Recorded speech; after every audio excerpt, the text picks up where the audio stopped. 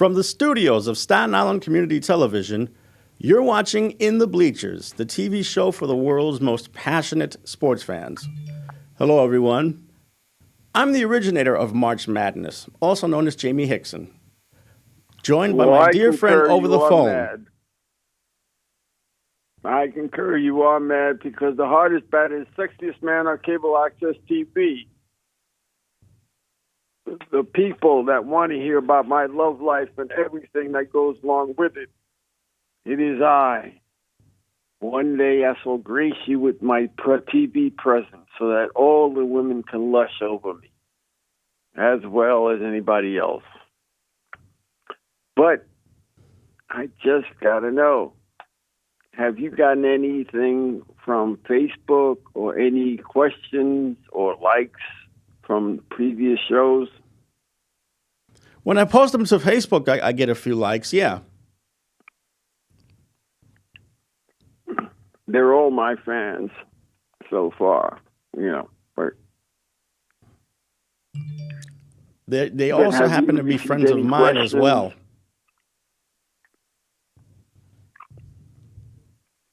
Have you received any questions from that people have left or comments? Very few. All I've seen is the little thumbs up icon and the heart icon. Well, tell the people where they can find you and to leave a comment or a question. Well, if they do have questions or comments, they can contact us through Facebook and Twitter. And if they want to present something that could be a really good story, go through the same avenues, Facebook and Twitter. And also, if you want us to cover it, let us know. Mm-hmm. Plus, if there's women out there that want to hook up with me, same process as well. We'll have a bidding war or something. That way we can help out a charity. Ukraine needs money. I'll sell my body for Ukraine, so for charity, so no problem. But, I'll offer my services for king and country. But other than that, the madness is here. Mm-hmm. March is here. We're getting warm weather in March. And we've had a pinball tournament because the pinball machine has tilted. Right. In some cases. Tell them about it, Jamie. Well, I assume that you're talking about the tournament? Yes. Well, right now, the two biggest storylines in this year's tournament, St. Peter's College, well, now they're St. Peter's University out of Jersey City, and Mike Szyszewski. St. Peter's pulled off probably the most shocking upset in recent memory of this tournament when they beat Kentucky in overtime. And then they continued with their Cinderella ways by beating their next opponent from the other night, which was, hold on, I just got to bring it up into my iPhone here. It was Murray State, another team that's really dangerous at tournament time. And in case you were wondering, Shaheen Holloway coaches St. Peter's. That's the same Shaheen Holloway who was a star for the Seton Hall Pirates back in the late 90s. In fact, he won 2 games in the 2000 tournament. He wound up beating Temple and he wound up beating Oregon on last-second shots. And he was this close to pulling off a third upset when his team took on Florida. But those were the days, and now Holloway is having himself a really nice run with the St. Peter's Peacocks. Now, on the other side of the spectrum, there is Mike Szyszewski, who not only won his 1,200th game as a college basketball coach, but is one victory away from winning 100 NCAA tournament games. The fact that he has 99 now, that still stands as an NCAA record. And I would digress if I would say that I don't think there is any other college coach in the country that can approach those numbers. And those weren't the only upsets either. Michigan, which is a low seed, wound up winning against. Let me try this over again. Excuse me, everyone. Michigan wound up beating Tennessee, pulling away in the last moments. So, one other team to look out for, the University of Houston. They were last year's Final Four participants, and now they're looking to make a second straight run to the Final Four. They wound up beating Illinois in the second round, and now Houston is going to look for a big victory to try and get them to the Elite Eight.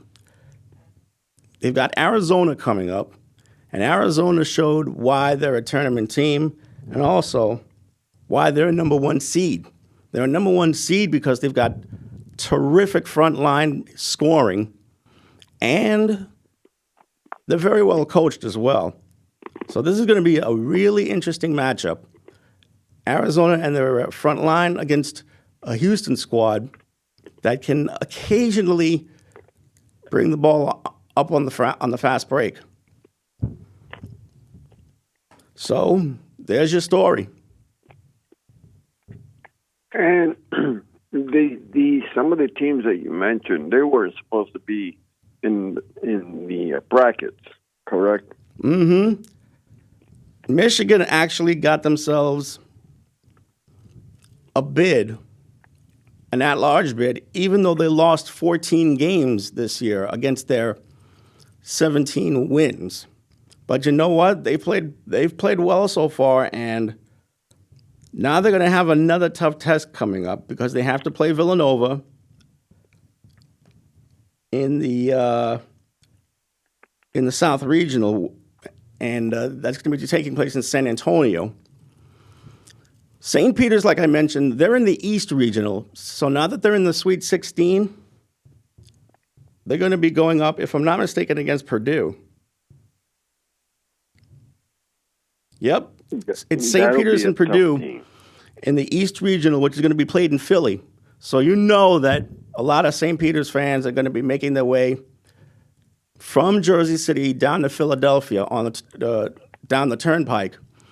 And Purdue's a really tough squad, though. They have a really good scoring from their front line. So let's see what St. Peter's can do for an encore. And the big story is as well, which is the Szyszewski story. Mm-hmm. Because he would be considered probably a Cinderella story because they want him to win. Yeah. Go out with a bang. They desperately want to see this man win a sixth championship before he rides off into the sunset. Unless he does a Tom Brady, which I doubt, but at 75 years of age, I don't think he's going to be doing that anytime soon. Who? Tom Brady or Coach K, man. At 35 years of age? Or 35 years being the coach of the... Well, he's been with Duke 42 years, but he's been a coach in general for the last, I'd say, 48, 49 years. Because keep in mind, before he came to Duke, Szyszewski was in the Army. He attended West Point, and then after he graduated, he was sent on assignment, and he carried the rank of an officer. And then after getting his honorary discharge from the Army, he went straight to coaching. He coached the Army. He was an assistant with the Army for about 5 years. And then he wound up taking the Duke job. And there was a time in his early days where the fans and the media and even some boosters wanted him out because he got off to a really slow start. But then he got his big break in 1986 when he took his team to their first Final Four. So, 5 championships and 12 Final Fours later, he's still doing his thing, but not for long. What are the chances of Duke going all the way? The chances are very good. They have a swingman, Paulo Banchero. He's been their leading scorer for the Blue Devils. Is he NBA bound too? Is he NBA ready? He could be NBA ready, yeah. I think he can give someone who drafts him enough scoring out of the swingman spot. Not sure if he's going to be a number one overall pick, but I definitely think that he's going to be a lottery pick. Because we were talking about before about how, and I'll phrase this in another way, which is how many NBA players has Szyszewski brought up in his system? Oh, a lot. I mean, he had Danny Ferry, Christian Laettner, Bobby Hurley played in the league for a little bit before his motorcycle accident. There was also Grant Hill, who made the Hall of Fame, Elton Brand, Corey Maggette, J.J. Redick also, Grayson Allen, who's in the NBA right now with the Grizzlies, Jahlil Okafor, whose NBA career fizzled out. The list just goes on and on.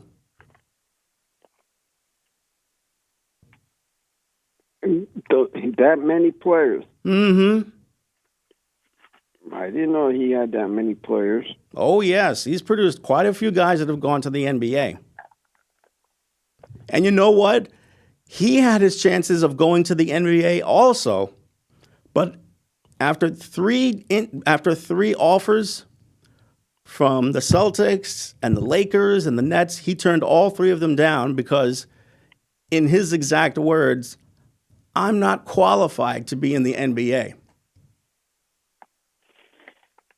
Someone who has won 1,200 games, for them to say that they're not qualified to be in the NBA just goes to show you that he has a lot of humility and he knows that he's got a really good thing in Durham, North Carolina. I mean, his wife and 3 daughters are down there, and the boosters and the administrative staff worship him. And so do the fans. He's getting paid very well, first and foremost. What's that? You know he's getting paid a lot. Mm-hmm. And secondly, again, as we talked about before, which is,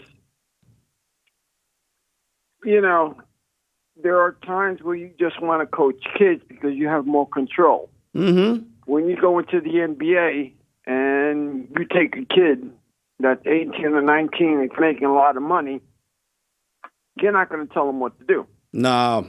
They beat to their own drummer. Go ahead, Hector. No, what I was saying was that if you sign someone, a kid that's for 3 years, guaranteed contract, if he don't want to learn, he's not going to learn. And for the older NBA players, you can talk, they always say you can't teach a dog new tricks, but how much will they listen to a guy? How much will they listen to him, considering he has, gone to the Olympics, done his thing there, Yeah, that's another thing. He's won 3 Olympic gold medals. But again, it goes by, that's the Olympics because he doesn't really have to. He's got to talk to them and he's got to do all sorts of things with them, but it's not a full season with them. And maybe he doesn't have the patience dealing with these guys. Maybe, like Rick Pitino, he says he wants to teach. He likes teaching kids now all of a sudden. Mm-hmm. Because there's another guy that could get an NBA job if he wanted to, but look at the scandal that he had. Then he went back to coaching with the Celtics. Then that bombed. Then he went back to college again. So, and he gets paid a lot of money, whether it's underneath the table or over. And he could schmooze the guys because he can say, by name alone, you want to play for the guy. Yeah. But how many players, how many NBA, because the NBA is going to see all these people. Mm-hmm. And how many of them are ready to go to the NBA? You mean on Duke? On Duke, or because we were talking about Gonzaga before as well, the 2 7-footers. Mm-hmm. Because they normally do well in March Madness as well. Yeah. And they got two 7-footers there. Mm-hmm. That you were waxing poetically about that one of them could be a real good NBA top 10 player. Right. So, who were they again? Well, the one guy that the one guy who's definitely close to being NBA ready might be the 7-footer who occupies the paint. Trying to figure out what his name is. Because you're saying that he's NBA ready, and he could be NBA ready. I mean, he's only spent 1 year at Gonzaga. It's his freshman year. Chet Holmgren is the kid's name. He's 19 years old. He just towers over guys at 7 feet. But does he have an NBA body? He definitely does not have an NBA body. He's only 190 pounds. 7 feet tall, 195 pounds. This is where he needs to really put in the work in the gym, and also maybe eat a little bit more. Unless his metabolism allows him to break down foods quickly, I think he might need a little bit more time in the buffet table. Well, he is 19. I mean, about 22 or 23, that's when you start really growing out. But, it's hard for a 19-year-older to go into the NBA. And, what are NBA teams looking for? And also, we've said this before, or I've said this before in the past, whereas if you're 19 and you can go into the NBA, you can always go back to college. Yeah. And because you could always get hurt. If you get hurt in college, they may cover your expenses for your education, but look at all that money that you left on the table. Yeah. And a lot of the players, such as the guy from Duke, you don't know their stories. Mm-hmm. A lot of them. And if you don't know their stories, they're going to do what they're going to do best. Now, if they can save up their money, let's say they sign for 4 years, even a rookie contract is a damn good contract. Yeah. As long as you don't start going crazy with your money, you save up for it, and then let's say in 2 years you get hurt, Mm-hmm. you could always go back to college. Or you could, take a class on the computer and do that. You could always do something if you really want your degree. And how Right. many players that have gotten hurt did they go back to college? And you said at one point none that you know of. None that I But know of, anyway. I know of one or two that did go back to college and got their degrees. I know that much has happened. But all in all, get the money first. The only problem is that, you're denying a person that really wants to go to college by going, okay, I'm this player.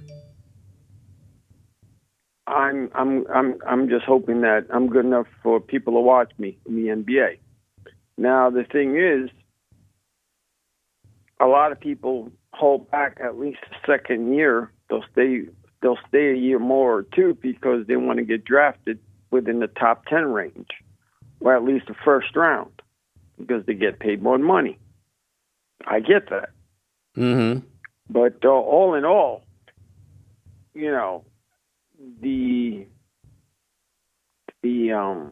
March Madness and the other trial workouts where they have to jump up and down, see Right. how high they jump, and it's funny how they exaggerate on a person's height and sometimes weight. If you're 6'9", if you say you're 6'9", you can be a power forward and a small forward. But if you're 6'10", you have to be a center. Mm-hmm. That I don't think that applies anymore, because there have been a lot, even a 7-footer that's been a forward. But all in all, I would just get the money, hope for the best that I don't get hurt, and whether I make it in the NBA or not within a certain amount of years, I hold my money and then go for what I want to go. I mean, that's the best thing I can do. That. But then the other thing is, how do they pick these guys how do they pick these colleges to be in the To be in the tournament? yeah. Well, the conference championships help out a lot, because even if you don't finish the season in first place in your league, you could still win the tournament.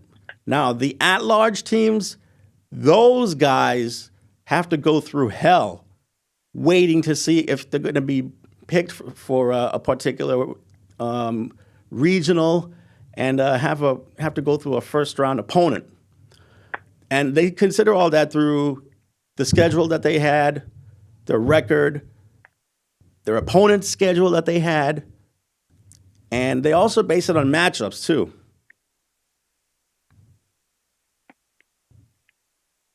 Yeah, and speaking of, going to the NBA and all that other good stuff, I heard there was some trades with hockey. Yeah, there was a boatload of deals that took place in the league. Let's see over here. I know the Rangers made 4 trades in all. Let's see here. Here we are. The Rangers acquired Tyler Mott, Nick Merkley, or Merkley, I should say, Nick Merkley, Andrew Kopp, and Justin Braun. Braun came from the Flyers. Kopp came from, I think, the Winnipeg Jets. Nick Merkley came from the Sharks. And finally, Tyler Mott came from the Vancouver Canucks. And all of those players that were acquired, they're forwards.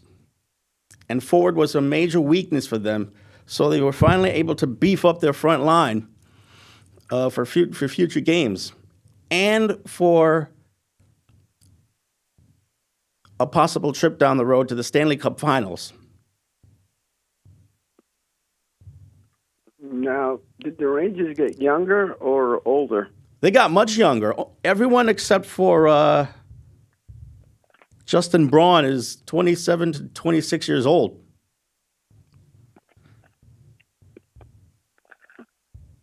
And the oldest is what, 35? Mm-hmm.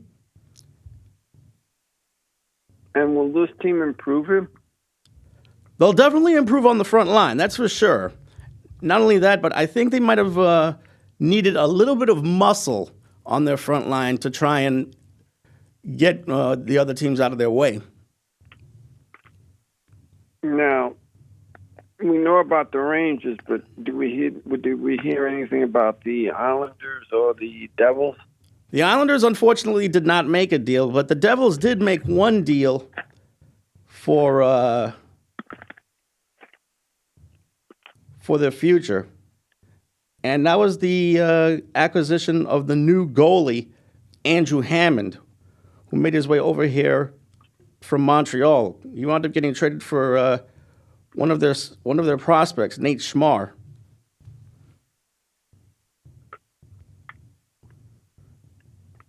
And also, do you ever wonder why a team doesn't make a trade? Salary cap. The salary cap can actually hamstring teams into staying put. I thought the Islanders were in good position to do something. Yeah, they were definitely in a good position, but for some reason, they couldn't come up with a deal. Although they did give a couple of guys some contract extensions. They re-signed Zach Parise. They re-signed Cal Clutterbuck. And that's your story. That's your story with the Islanders. They just re-upped a couple of guys, and they're gonna keep them for at least the next couple of years. Is that a good thing or a bad thing? Well, in the case of the Islanders, it is a good thing because Zach Parise has given them good scoring. He's given them good minutes. While Cal Clutterbuck, he's a veteran guy who's been just dynamic for the Isles. Is the GM for the Islanders still there? Yeah, he's still there. I forgot his name.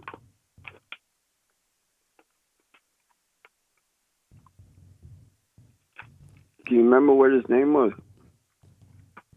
Let me find that out for you. Wasn't he famous that he came out of retirement or something? Oh, yeah, Lou Lamoriello. Yeah, he was supposed to be on the team for 3 years. Mm-hmm. And then hand the reins to someone else. Mm-hmm. Well, Lou Lamoriello is the general manager. Let's see what he does because he has improved the team. They just don't do nothing, it seems. Keep in mind, this is the same Islander team that went to the Stanley Cup semifinals 2 years in a row. So you know that Lou Lamoriello was doing something right. If you would ask him why no deals were made, he'd probably say that there was not anything out there that could absolutely improve the team. Or they didn't have no assets. Could be. You know, they don't want to deplete the minor league system. They don't want to do that, but Yeah. It's just tough. It's a tough thing. Has any other trades in the NFL come up? NFL or NHL? NHL, excuse me. Yeah, there was a flurry of activity that took place in the NFL, in the NHL. See, you got me doing that now. Let's see. The Penguins acquire Rackle. Let me see. Here we are. The big name that wound up getting sent away was Marc-Andre Fleury. He had been in Chicago, Now, he's going to be the number one goalie on the Minnesota Wild now. Right.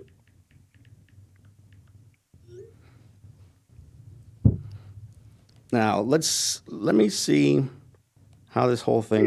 That's good. Does that improve the team as well? They'll definitely improve the team goaltender wise. Let's see. Here we are. As said on NHL.com, the Ducks get Evgeny Dadmov and a draft pick, second round pick, that is.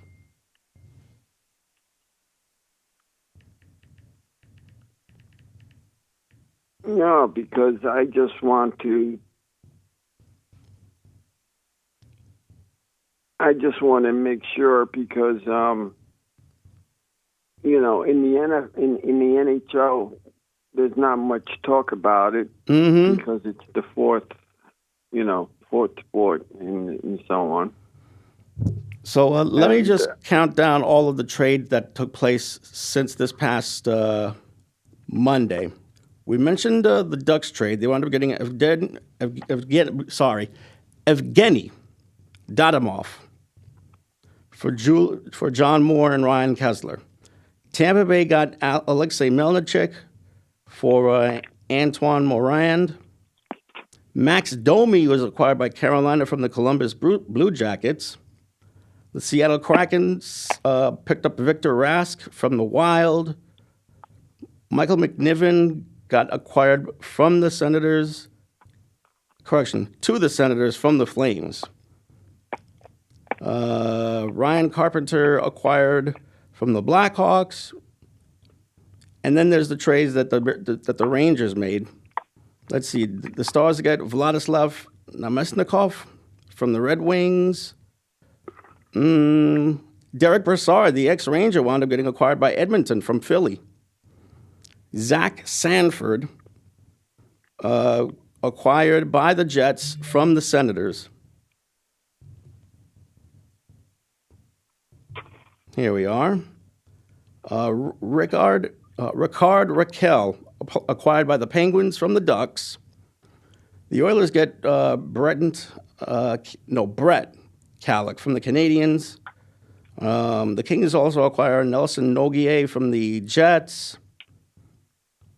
Andrew Cogliano, acquired by the Avalanche. Riley Nash, acquired by the Lightning. The Capitals get John Larson from the Coyotes.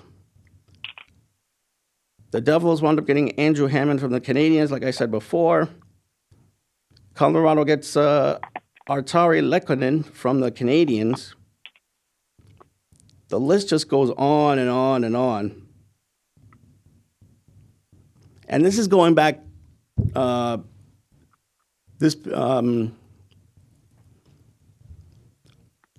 a week or so, maybe even longer. Right. It probably is longer, and as I asked before, and that is, the players that get traded now, they're eligible to play in the playoffs, right? Yes. It's not like baseball where somebody gets acquired after the August 31st deadline. Those guys are declared ineligible. There's a cutoff time as well. But in the NHL, there's no cutoff time, right? Exactly right.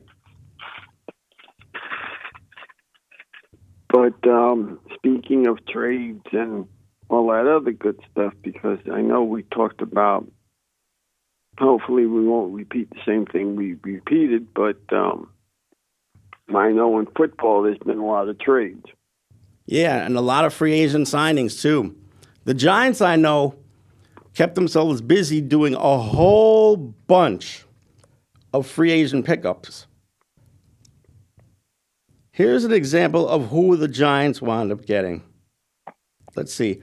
First off, there's the the players who sign something called a reserve future contract, which means if they try out for the team, there's a strong chance they might make the practice squad, which would be step one for them. And they acquired 2 such players. They got Devery Hamilton from the Raiders, and also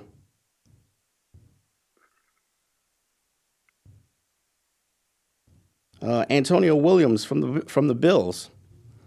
And speaking of the Bills, the Giants wound up actually acquiring a couple of guys from the Bills organization, one of which is their new general manager. Let's say, who else did they wind up getting? Okay.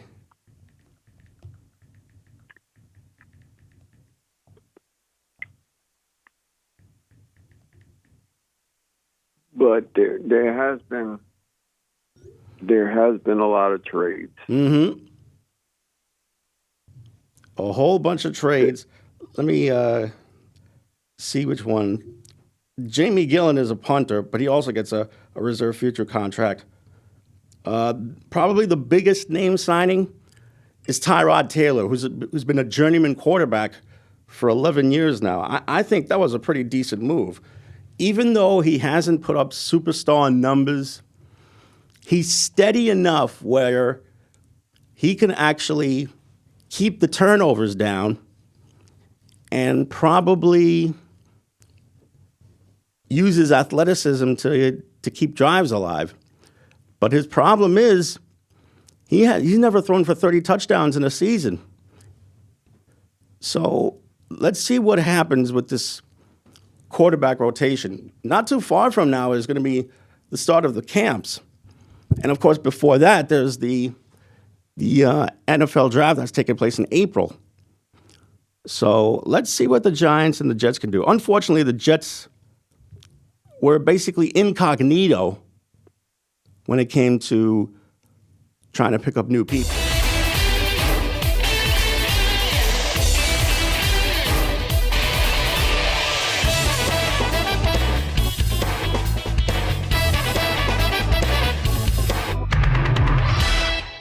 So the Jets and the Giants, Mm-hmm. they don't seem to do well at all with the draft, no matter who's in charge. They've had their moments where they've gotten some pretty good players, though. But for some strange reason, if they draft a center, he would go on to have a really good career. And you go all the way back 50 years or 55 years into the Jets' history. The Jets have had guys like Blair Rasmussen, Jim Sweeney, Nick Mangold. All of those guys were centers, and they wound up having really good careers. Yeah, but you notice how you're saying good careers, not great careers, or a takeover. None of them were in the Hall of Fame. Let's put it that way. You know, and as I said before, the Jets have not. Like I said, they haven't received anybody lately that they can draft that's been that demand, as I've spoken about before, which is for some strength. No matter who's in charge, they haven't picked that guy yet. Mm-hmm. At least with the Giants, you know, they'll pick a Saquon Barkley, even though he's been hurt, but you know what he can do when he's not hurt. Right. They've picked Eli Manning as a quarterback. Right. And they've done well. They've done better with their picks. Mm-hmm. Not that they've done lately, but they've done better than the Jets. But I don't know. It seems the same thing. The Jets have the same curse as the Mets do, which is no matter who they draft and no matter who's in charge, their drafting department really stinks. Yeah, they've had their chances to draft really, really special players, but they've passed up guys like Emmitt Smith, and so many others. Who did they get instead of Everett Smith? Do you remember? Blair Thomas, who lasted Well, 4 he years wasn't bad. Blair Thomas was really good, though. at Penn State. At what he was, but in the NFL, he had one 100-yard game as a Jet, and that was in 4 years playing for the franchise.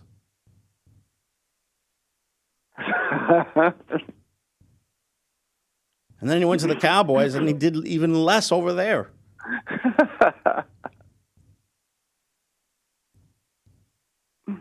So no matter what coaches you get, no matter what GM, well, the Jets always being compared to the Mets, and the Giants always being compared to the Yankees. Well, the Yankees and the Giants are kind of intertwined. I mean, there was a time when they both shared the old Yankee Stadium. Yeah, and the Jets shared Shea Stadium. With the Mets. Yeah, that's why. They'll always be together. They'll always be husband and wife. But it's just funny to me because none. I mean, the biggest trade. I mean, you've heard of other big trades that have been happening in the NFL, though. What's the biggest one we were talking about before? Let's see. I know Russell Wilson wound up getting traded over to Houston. No, not Houston. Denver. Russell Wilson was traded to the Denver Broncos. That's one big deal. And just earlier today, the Falcons wound up trading Matt Ryan, who was basically their franchise player, over to Indianapolis. So let's see if Matt Ryan has a little bit left in the tank after 14 years of playing the game. Yeah, that'll be good, though. I mean, so did they improve? I know the Colts improved. They've been looking for a quarterback since Manning wound up getting released.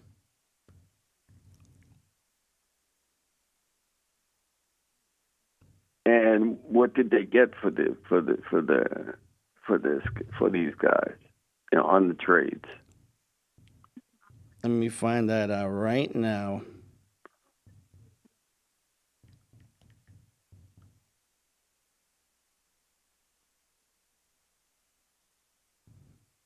Let's see.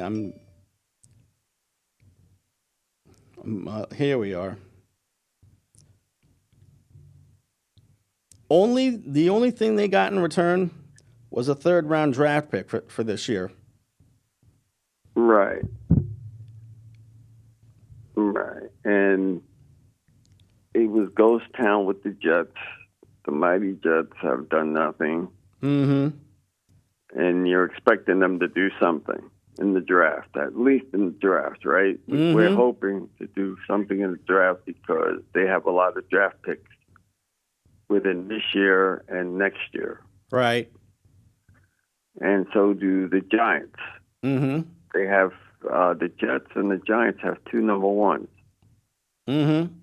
Right? Yeah. And then they have a couple of number twos. And do you think they'll draft down or they'll draft for next year? They'll give up their number one to get, like, let's say, a couple of number twos to threes or late number ones to get You mean year. trade down? Yeah, trade down. I wouldn't rule it out because they would have to have their eye on someone who they think is not really a top 5 pick, but would be maybe top 10, top 15 maybe. Or at least, even if it's a second round, that guy's going to be really good, you hope. There's more of an upside than a downside. Yeah. But I don't know. I don't. When it comes to the Jets and Giants drafting, I'm more afraid of the Jets than I do of the Giants. Mm-hmm. I don't know what's going on. Like I said before, I don't know what's going on with them because the last two times, the last time the Jets had a top 5 draft choice, they drafted this quarterback. Yeah. And he's been in the league for 1 year. He's gotten hurt twice and done nothing. Well, he still has his chance to try and prove to people that he's much better than what they make him out to be. So let's just see what he does in the camps, in the preseason games, and then the regular season games, which matter for real. And then the Giants quarterback, he's been useless. He's done nothing. He's on thin ice right now. And don't be surprised if you see the Giants draft a quarterback, not necessarily in the first round, but in the later rounds. Yeah, well, I've been saying that all along. Since I've spoken to you. That, unless that's what I was saying, maybe they should draft another quarterback to have a quarterback competition. That way they can light a fire under this guy because, I can see you getting hurt. But even if you're a great quarterback, you'll make that team really great, no matter how bad the team is sometimes. You'll show glimpses of hope that there is something in you that makes you great. But this guy's not even good. I mean, he's had his moments. I mean, don't forget, he did win the Tampa Bay game a couple of years ago. Yeah, he did. I mean, I'm not saying that he doesn't win games. But, I know the Giants and the Jets have a tendency not to have the best on the field a lot of times. Mm-hmm. But the Giants seem to have a little bit better than the Jets. They could do something. If you have a better quarterback than what you have, they could do something because he shows that he can win. He shows that he can win, but he doesn't, especially with Saquon Barkley being out too. That's another one. Do you sign him or do you let him go? Mm-hmm. Because I think next year is his last year of his contract. So with the quarterback, you're going to have to do something. And, with all these quarterbacks going to different places, I would not come in and pick up one of these guys. Mm-hmm. You could have given up your number one just to get a franchise quarterback. Yeah. But it all depends how old they are, too. I hate to tell you this, but there's no quarterback in this draft that could be considered a franchise player. No, I'm talking about not in the draft, in free agency, or like today when it came to trades. Mm-hmm. What happened that the Giants were not involved. You notice that when it comes to any type of ball player, if a baseball player will always get connected to the Yankees or the Mets. Yeah. A basketball player will always get connected to the Knicks. That's it. You'll never really hear. Now you're starting to hear that, with the Brooklyn Nets. But other than that, you don't really hear you don't really hear blockbuster names going, oh, well, the Jets are going to get him, or the Giants are going to get him.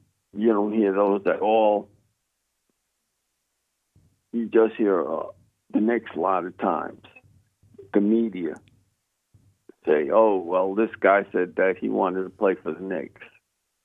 And did he really say that he wanted to play for the Knicks? Because I don't buy it for a second.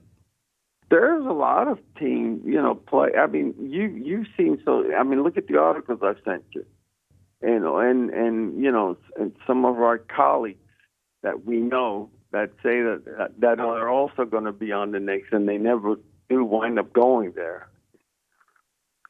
And it's just funny how they play off the New York media. Because look at the Yankees, for instance. Mm-hmm. What did they really do in free agency? In free agency, not much. They did make the Luke Voigt deal, and they wound up re-signing Anthony Rizzo. They traded him to the Padres. Yeah, Luke Voigt got traded to the Padres. Draft pick and a player. Mm-hmm. But, again, listen to who was supposed to come to the New York Yankees. Carlos Correa. Mm-hmm. All the big-name shortstops. And who did we get? Nobody. Not even Story. He went to the Twins. Now he went to Boston. So, who did the Yankees really get? They got Anthony Rizzo. Mm-hmm. Dodgers wind up getting the first baseman the Yankees wanted. Mm-hmm. I mean, come on. Now, do you understand what I'm trying to say now? That I know. They use the New York media and the New York just so that they can go. And it's always the big places like the Dodgers and so on. But then Correa went to the Twins. But look who they played off of. Dodgers, the Yankees, Boston, and the Twins wind up getting them. Mm-hmm. For $107 million, I think, for 3 years. Yeah, that's not bad. And for the record, not only did the Yankees re-sign Anthony Rizzo, they brought in Marin Gonzalez on a minor league deal. I mean, they did do some things, like the kid with the Luke Voigt deal. Mm-hmm. He was drafted, and he's got a 98-mile-an-hour fastball. He's got two types of fastball, and got a curveball. And a young guy, and his highest pitch is 102. Yeah. And Anthony Rizzo signed for 2 years. Mm-hmm. You're wondering if they're going to sign Aaron Judge.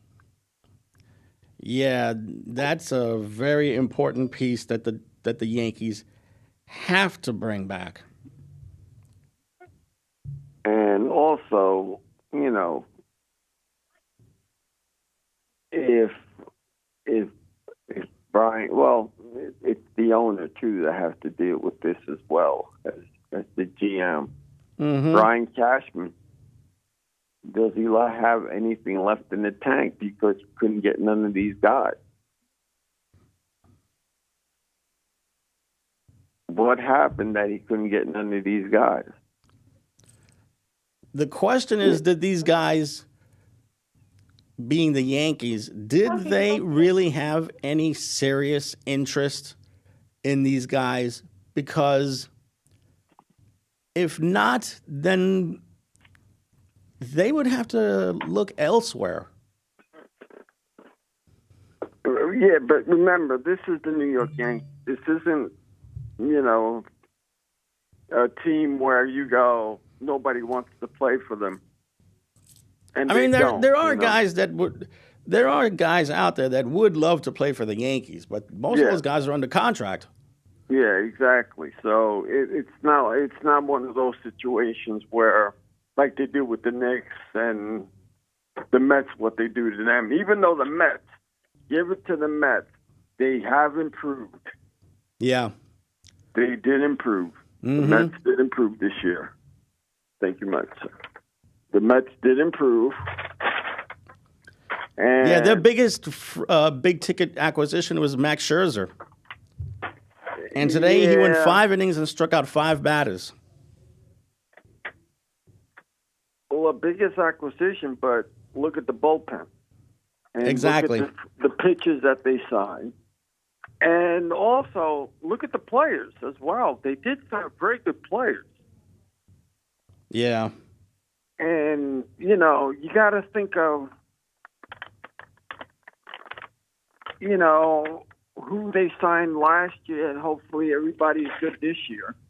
Mm-hmm. You know, and they did sign some big-name players this year as well, besides Max Scherzer. You know? Mm-hmm. And they signed Buck Showalter. Yeah, that was such a brilliant move on their part. Because even though Showalter was doing a little TV, he, deep down inside, really wanted to get back into the dugout and manage again. That's what he is. Yeah, He's a baseball lifer. Yeah, but now he's like Tom Thibodeau, though. He's the reverse of Tom Thibodeau, which is he'll get you, if you have young guys, he'll get you to the promised land with the young guys, but then afterwards he can't coach the older guys. Thibodeau is the other way around. He loves the older guys, but can't coach the new guys. You know, that's the problem that you have with him. But how do you think they're going to do with the team that they have? Who, the Yankees or the Mets? Both. I think they're much improved pitching-wise, but I would think that they would need at least one other starter to complete the rotation. I mean, after Jacob deGrom and Max Scherzer, who do you have? Chris Bassett, who was acquired in a trade. Joey Lucchesi, another starter. David Peterson, who's another starter. Taijuan Walker. 3 of those spots are going to be up for grabs. So, as far as the bullpen is concerned, I know that they signed Adam Ottavino to help out in middle relief. I mean, when you have a luxury tax, when you have the guy that just came into the league, Mm-hmm. the owner, and you put his name on a luxury tax, something's wrong. Yeah. That's really wrong. I guess he wanted to buy up everybody. Yeah, that's something else too. But I don't know what's going on with the Yankees, that they didn't really do anything. What happened? Well, Did they drop the ball? I don't think they were aggressive enough with any of the free agents that were out there. I think that was their problem. Oh, we got a minute left. Well, actually, we got 40 seconds left. Yeah, So all I can say is let's go Mighty Knicks. Let's win like we did before, and we're 5 games out of first place. Out of 12th place. So let's go Mighty Knicks. all right. You guys enjoy what's left of the NCAA tournament because it's been a really good tournament so far. With that being said, I'm going to say thanks to Terry Converse, who's on the other side of the glass, and thanks to you guys for watching at home. So for everyone here, I'm Jamie. I'm Hector. We're done. All right. Good night, everyone. Nighty-night.